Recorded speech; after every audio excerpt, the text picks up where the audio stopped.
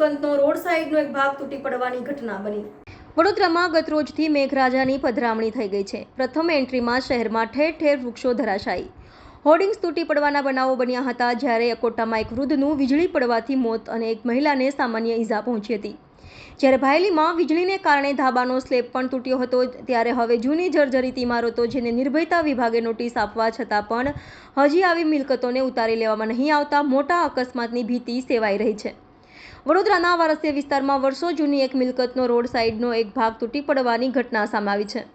પ્રાપ્ત માહિતી અનુસાર વારસિયા પોપ્યુલર બેકરી સામે ગાયકવાડી શાસનકાળ દરમિયાનની જૂની હવેલી જેમાં ભાવસિંધેનું મંદિર આવેલું છે, જેનો એક ભાગ એકાએક તૂટી પડ્યો હતો। અંગે માહિતી આપતા સ્થાનિક બાબુભાઈએ જણાવ્યું હતું કે વર્ષો જૂની આ જૂની હવેલી છે, જેમાં ભાવસિંધેનું ઐતિહાસિક મંદિર આવેલું છે। અહીં 3 થી 4 પરિવારો રહે છે, પણ હાલતમાં આ મિલકત પડતર રૂપ છે। 3 થી 4 પરિવાર ભાડુઆત રહે છે, જો કે તેઓ હાલ બીજે રહેવા જતા રહ્યા છે અને હાલમાં 4 થી 5 વ્યક્તિઓ રહે છે। હજી આ મિલકતનો કબજો કોઈને સોંપવામાં આવ્યો નથી। આજે સવારે 5:30 વાગ્યાની આસપાસ રોડ સાઈડનો એક મોટો ભાગ તૂટી પડ્યો હતો। સારું છે કે વહેલી સવારે આ ઘટના બની, કોઈ જાનહાનિ થઈ નથી। આ સવારે આજે 5:30 વાગ્યાની ઘટના છે।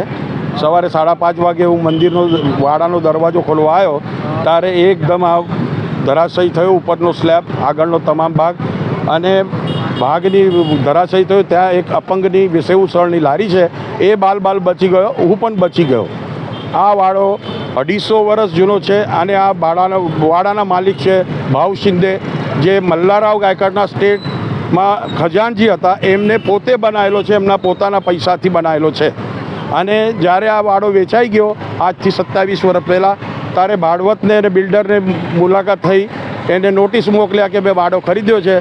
ત્યારે આ લોકોએ વિરોધ કર્યો, કેસ ચાલીને 27 વર્ષ થઈ ગયા, પછી સ્ટે લીધો છે અને સ્ટે લીધા પછી જ્યારે કોર્પોરેશનનું ડિમોલેશન અહીં ચાલવાનું શરૂ થયું હતું, એના આગલા દિવસે આ લોકોએ આ જે ધરાશયી ઇમારત થઈ છે એના ઉપરનો ભાગ તોડીને વેચી નાખ્યો।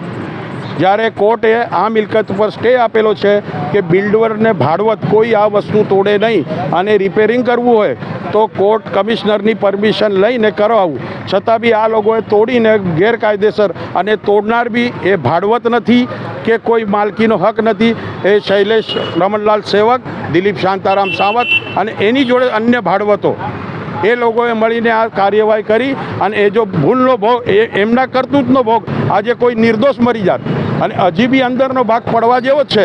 એ લોકોને બધાને જાણ કરી છે, હજુ કોઈ પૂછવા નથી આવતા।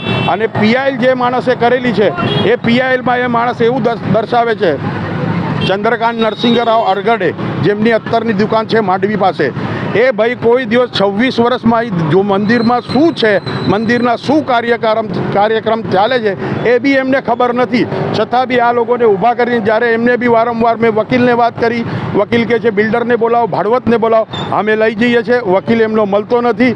અને આ જે ઘટનાનો ભોગ આના પછી બી બને તો એની જવાબદારી કોની? મારું નામ સુધીર આનંદરાવ પવાર।